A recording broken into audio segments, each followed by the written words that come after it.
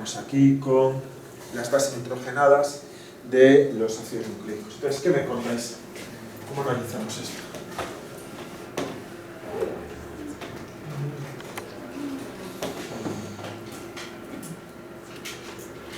¿Veis? Estáis completamente parados. ¿Sabes? Es como si parecéis conejos ahí cuando les enfocan el coche por la noche en el carro con las luces. ¿Veis? Que es así, bloqueados. ¿Qué contamos? ¿Qué información sacamos de los ácidos nucleicos? ¿Tienen carbono saturados? Tienen carbono, aquí carbonos, ¿qué más tienen?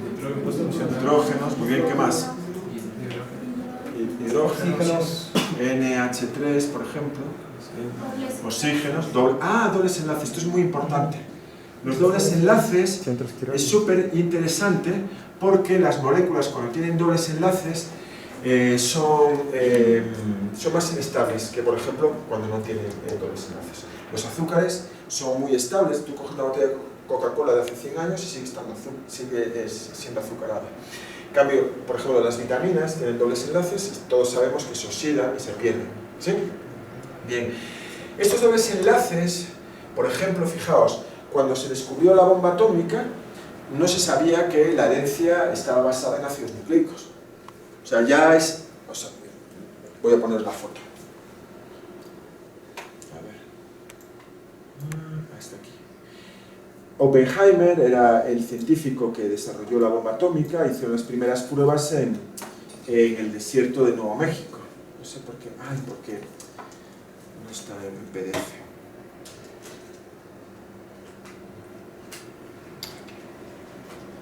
No está en PDF.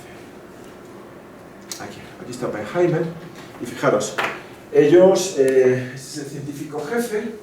Estos son los altos mandos, era el proyecto Manhattan, súper secreto, y aquí es donde habían explotado la bomba atómica. A ti te dicen hoy en día que hay, yo qué sé, en un valle de aquí de Ecuador han explotado una bomba atómica y si quieres ir a verla dices que no, porque sabes que te vas a radiar y que vas a morirte de cáncer. Pero ellos no lo sabían. Entonces, aquí hay un montón de radiación y lo que está es que las bases nitrogenadas de estos señores, esos dobles enlaces se están alterando, con lo cual lo que van a tener son problemas de mutaciones. Y estos señores que están aquí, a los pocos años se murieron todos de cáncer. Pero eran muy buenos físicos, pero no tenían ni idea de biología, porque todavía no se sabía que nuestra herencia, nuestros genes están basados en ácidos nucleicos. O sea, lo que estamos viendo ahora, como estáis ahí como aburridos, pero es realmente bastante reciente, ¿de acuerdo? Entonces vamos a volver a... Voy a guardar esto un momentito, porque yo creo que así voy más rápido. Así lo guardo. Quito aquí. Vale, entonces... Vamos con esto. Entonces, ¿qué más me contáis? Tenían una serie de átomos, nitrógeno, oxígeno, dobles enlaces, ¿qué más? Se dividen en dos grupos. Se dividen en dos... ¿Cómo te llamas tú? ¿Cuál es tu nombre? Sí. Es que tengo un problema de estrabismo, entonces obviamente, claro, cuando miro a la gente no sabe dónde estoy viendo. Tu nombre, Fernando. ¿Qué? Fernando. Entonces, Fernando, se dividen en dos grupos, ¿no? Bien. Tenemos, ¿cómo se llama este grupo? Purinas y estas primidinas. Por eso tienen dos nombres, ¿no? Entonces, ¿qué más? Las purinas, ¿qué característica tienen? ¿Qué se diferencian de las primidinas? ¿Cómo? Dobles enlaces. Vamos a ir trabajando todo. Yo no estoy castigando al salir a la pizarra, sino que así tenéis que trabajar cuando estéis estudiando en la biblioteca, ¿no? Venga, va. Las púricas tienen dobles anillos. Sí, dobles anillos, pero esos dobles anillos me los puedes explicar más. ¿Son dobles anillos de 7 lados, de 8 lados, de 5 lados? De 5 y de 6. De 5 y de 6, son hexámeros y pentámeros, ¿no? Ojo, no digáis isosas y pentosas, porque osa significa azúcar en griego, ¿de acuerdo? Esto sí es una pentosa, pero esos son hexámeros y pentámeros. Entonces, perfecto. ¿Y las pirimidínicas? Y las pirimidínicas son de 6. Son de 6, perfecto. Muy bien, gracias. Venga, más cosas.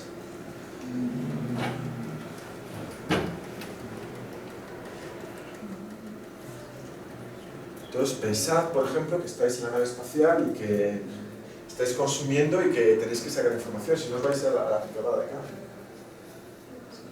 El mundo es así.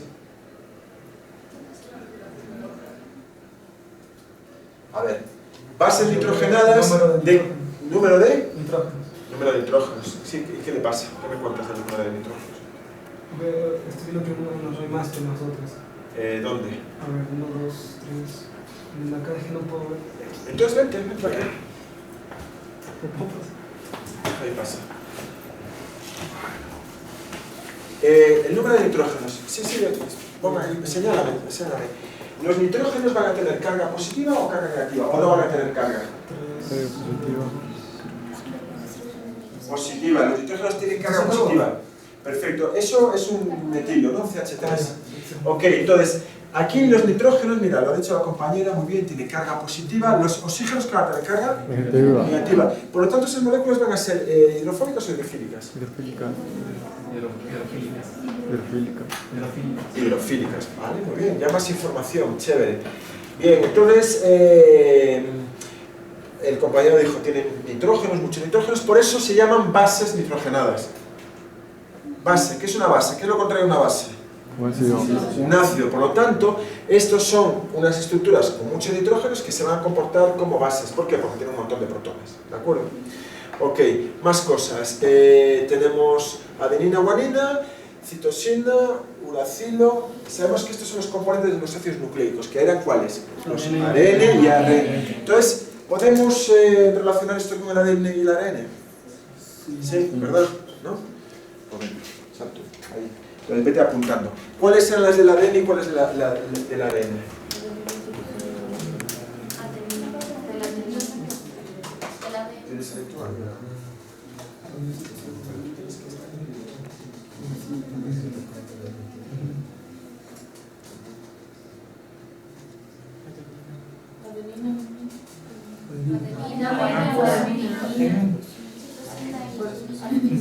Adenina, guanina.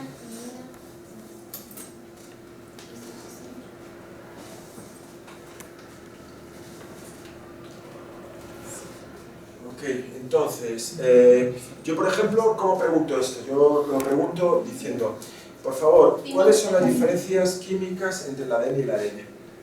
A nivel de bases nitrogenadas. El ADN tiene la timina y el ARN tiene el uracilo. Vale, ¿y cuál es la diferencia química entre la adenina y el uracilo? El grupo metil. Perdón, la timina y el uracilo. El grupo metilo. Ok, sal aquí, señala. Venga, vamos todos trabajando.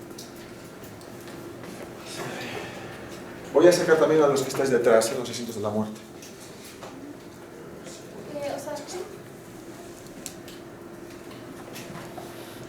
Bien, entonces tenemos un metilo en la timina que es un componente del ADN y ese metilo no está en el ARN. ¿Veis? El ARN es lo mismo, o sea, el uracilo es lo mismo que la timina, pero sin la metionina. ¿Qué implicaciones tiene eso a nivel biológico? Entonces, por ejemplo, el ADN es una molécula muy rígida, ¿no? Sí, o sea, siempre tiene esta estructura. En cambio, el ARN puede hacer estructuras de doble cadena, de cadena simple, y se puede, además, se puede plegar, puede hacer. Es más, exactamente, oye, qué bien, ¿eh? ¿Cómo te llamas tú? Michelle, perfecto, es más flexible. Entonces, ¿qué tiene que ver, Michelle? Genial. ¿Qué tiene que ver que sea más flexible el ARN comparado con el ADN? En el hecho de que la timina es más voluminosa que el uracilo. ¿El qué? ¿Afecta? ¿Cómo afecta? Así me pongo esto por aquí, porque... ¿Cómo afecta? Es que antes lo puse en el bolsillo y se me apagó. Pero estoy diciendo esto. ¿Cómo afecta el plegamiento? Battery low. Que no vaya.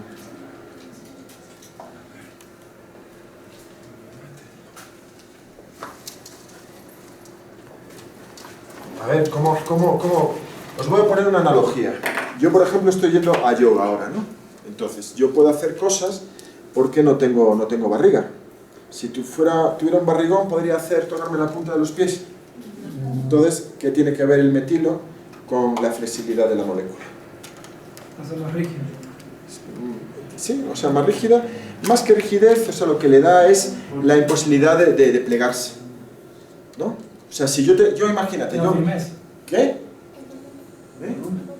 El volumen, es más voluminosa. O sea, si yo tuviera un barrigón así, no me podría tocar la punta de los pies como me los toco ahora, ¿entiendes? Entonces, ese grupo metilo en la timina lo que está originando es que la molécula sea menos flexible. Esa es la implicación que tiene, ¿de acuerdo? Ok, bueno, entonces ya que estás ahí, Cata y Michelle, vamos a seguir trabajando. Tenemos bases púricas y bases pirimidínicas. ¿Por qué no tenemos solamente bases púricas o bases pirimidínicas? Que son complementarias. Ah, son complementarias. ¿Puedes poner la complementariedad de las bases ahí? Sí, sale ahí. Michelle, te puedes marchar si quieres. Vamos todos ahí trabajando. ¿Ves que estás molestando ahí a los compañeros? Pásate un poco más para aquí, así.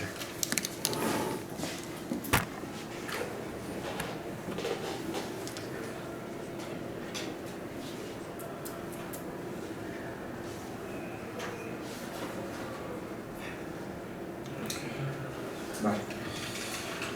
Muy bien, tenemos la adenina siempre con la timina. ¿Y qué más? Ok, la guanina con la citosina.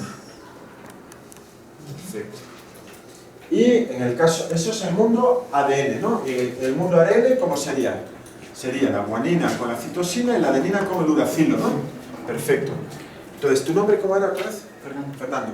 Bien, entonces vamos, Fernando, a dibujar esto. O sea, yo puedo dibujar una guanina, que es una purina, enfrentada a una citosina, que es una pirimidina.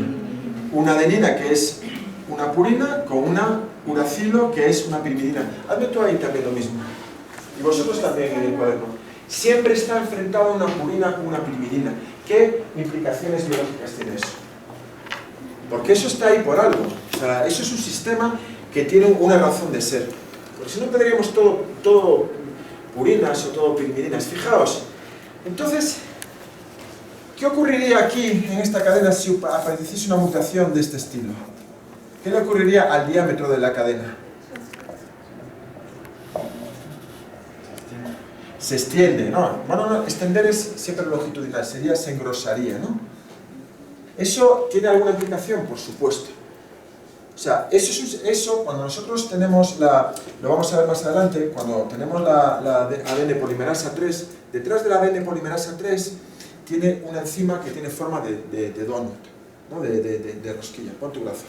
Entonces, tu brazo más o menos tiene el mismo diámetro. Entonces, si apareciese aquí un ensanchamiento, esa molécula haría tope y sabría que hay una mutación y lo corregiría. ¿De acuerdo? Fijaos que esto que os acabo de explicar explica por qué en algunas familias hay gente que se muere de cáncer a los 40 años y otras que no. Entonces, tú, por ejemplo, imagínate, un tipo que fuma 3 cajetillas de tabaco diarias y tiene 100 años, tiene una enzima correctora súper bien ajustada. Entonces, cualquier cambio lo detecta y corrige. Pero hay personas que tienen mutaciones y la enzima es más grande, entonces no detecta nada. Eso que estoy contando le pasó a mi amigo Arturo. Mi amigo Arturo tenía ese problema. Tenía una enzima correctora muy grande, él no lo sabía. Se quedó en el paro cuando fue la crisis en España, él era científico, y estuvo 4 años fumando 3 cajetillas diarias. Al final consiguió que aprobaran 2 proyectos fantásticos de lucha contra el cáncer, él trabaja con cáncer. Al mes de empezar los 2 proyectos, le detectan un cáncer, 6 meses después estaba muerto.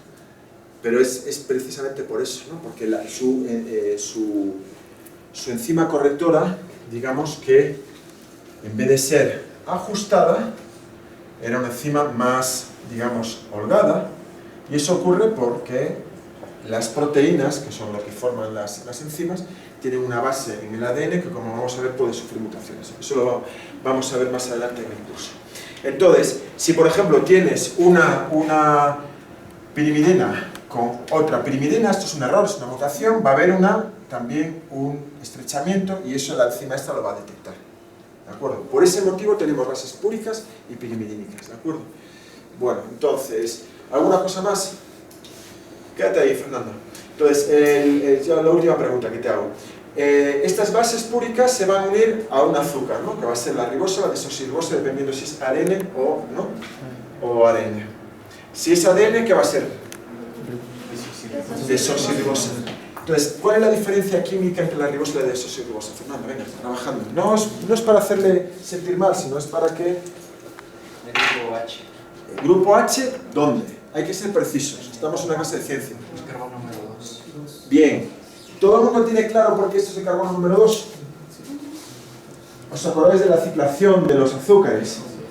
Entonces, lo que tenemos ahí es que el carbono 1, 2, 3, 4 y 5, el carbono 2 le falta a la desoxirribosa desoxi, le falta un oxígeno a la ribosa. Entonces, nosotros vamos a ver más adelante que la molécula que aparece primero, nuestro antepasado, nuestro auténtico abuelo, es el ADN. Y el ADN aparece posteriormente. El ADN es, digamos, una molécula que va a tener información como el ARN, pero va a ser más estable. Y una de las razones de las que el ADN sea más estable es que le falta aquí un oxígeno. El oxígeno es una molécula muy reactiva, entonces la diferencia entre Fernando y yo, ¿cuál es? Que Fernando está menos oxidado que yo. ¿De acuerdo? Yo he pasado más tiempo en el planeta y por lo tanto el oxígeno que yo estoy respirando poco a poco me está matando. ¿De acuerdo? A mí no me pasa nada porque yo ya he cumplido biológicamente y he tenido hijos, pero vosotros, por ejemplo, no hay nadie con hijos aquí, ¿no? Entonces, apuntar eso, o sea, decir, las diferencias químicas entre el ADN y el ARN es que la timina tiene un grupo metilo que no lo tiene el uracilo, y eso hace que el ADN sea más, digamos, se pliegue menos, y por lo tanto sea una molécula más también estructuralmente más estable, y el azúcar al que se van a unir las bases nitrogenadas carece de un oxígeno y por lo tanto químicamente también es más estable. Por eso el ADN es una molécula más estable. Gracias, Fernando. Entonces, por ejemplo, tenéis que pensar, si yo, por ejemplo, en el laboratorio extraigo ARN, el ARN es súper lábil. O sea, tú, por ejemplo, esa es mi mesa, yo estoy trabajando con el ADN, y tú pones la mano así, y posiblemente las enzimas RNasas que tengo en la mano me vayan a estropear mis experimentos. En cambio, el ADN, tú puedes ir, por ejemplo, coger un hueso de Neandertal, de hace 80.000 años, y puedes secuenciarlo, y saber, ¿no?, la secuencia de Neandertal. De esa manera, sabemos hoy en día que el 4% de nuestros genes viene de Neandertales. Nosotros no somos 100% Homo sapiens. Solamente hay un grupo humano que es 100% Homo sapiens, que son los bosquimanos. Es un grupo de África muy antiguo y... Buenos días. ¿Sí? Tuve un cambio de horario y ahorita les enseñaron esto. Entonces, nosotros podemos leer ADN precisamente porque el ADN es una molécula más rígida y menos oxigenada. De hecho, hay empresas que están cogiendo sus datos y en vez de guardarlos en un disco duro, el disco duro son cargas electromagnéticas, apagado o encendido. Entonces tú, por ejemplo, hay una explosión, digamos, eléctrica y puede borrar los discos duros. Entonces hay empresas que están guardando su información en código genético, en ADN. ¿Por qué? Porque yo, por ejemplo, escribo en mármol mi nombre y dentro de 80.000 años posiblemente ese mármol se haya erosionado, pero el ADN no. O sea, eso es simplemente para que tengáis idea de lo importante y de lo estable que es esta molécula. Bien, entonces vamos a ver, las bases nitrogenadas se van a unir a los azúcares en el carbono 1, ¿de acuerdo? Entonces tenemos, ¿esto que sería? ¿Púrica o pirimidinica? Púrica. Se une a el carbono 1 de la ribosa o la desoxirribosa.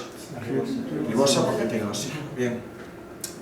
Entonces, es lo mismo tanto en ARN como en ADN, solamente esas pequeñas diferencias. Nosotros diferenciamos entre los nucleótidos que tienen fosfatos de los que no tienen fosfatos. ¿No? Dices tú, bueno, es una curiosidad química. No, esto es importante porque cuando están estos fosfatos, estos nucleótidos tienen energía. Entonces la energía es lo que hace mover todas las reacciones químicas, ¿no? Cuando no tienen fosfatos, ya no tienen capacidad de hacer cosas, ¿no? Entonces nosotros vamos a ver, por ejemplo, si yo tengo una enzima es una máquina, ¿no? Imaginémonos una enzima que va a cortar ADN. Son las DNasas. Vamos a hacer ejercicios con DNasas más adelante. Entonces, esto tiene que cerrarse, pero para cerrarse tiene que abrirse aquí, ¿no? Tiene que hacer esto, placa. Lo que va a hacer que esta máquina haga este movimiento es que va a entrar en ATP, el fosfato va a salir y luego va a salir ADP más el fosfato. ¿Esto por qué ocurre? Bien, ocurre porque estos tres fosfatos que están aquí están cargados muy negativamente. Son tres cosas muy negativas que tienden a repelerse. Sin embargo, están unidas por este enlace éster. Como es un enlace covalente, como es un enlace covalente, la fuerza de repulsión de esas cargas pues se aguanta con el enlace. Entonces, cuando esta molécula, que fijaos, esta molécula, esta ATP, que es de ADN o de ARN. De ADN, ¿no? Ah, sí, pues vale, tenemos eso.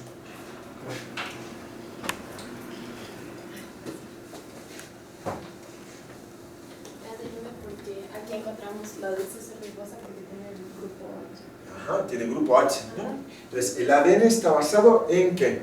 En que se una a ribosa o desoxirribosa. ADN. Ah, el ADN.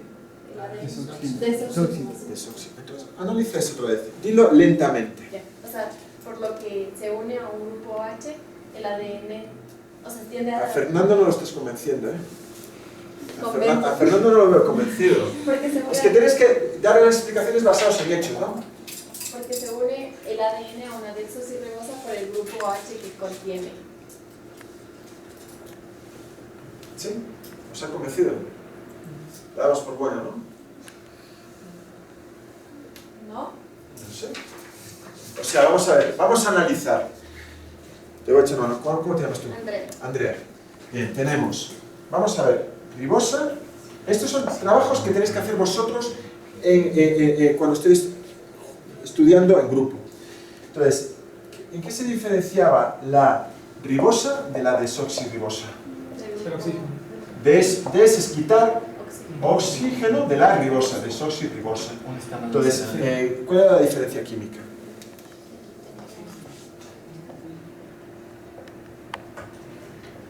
Perfecto.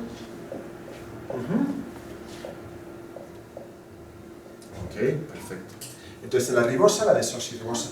La desoxirribosa es del ácido desoxirribonucleico y la ribosa del ácido ribonucleico. Bueno, pues ahora di esto despacio. Say it slowly. A ver, say it slowly. Esto es ribosa, ADN, tiene OH. Desoxirribosa le falta el oxígeno del ADN. Entonces ahora analicemos la molécula.